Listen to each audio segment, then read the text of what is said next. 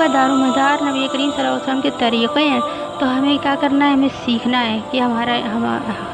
وہ 6 کوالٹیز، وہ 6 صفات کیا ہیں آخر۔ ان میں سے پہلا ہے ایمان، دوسرا ہے نماز، تیسرا ہے علم ذکر، چوتھا ہے اکرام مسلم، اور پانچواں ہے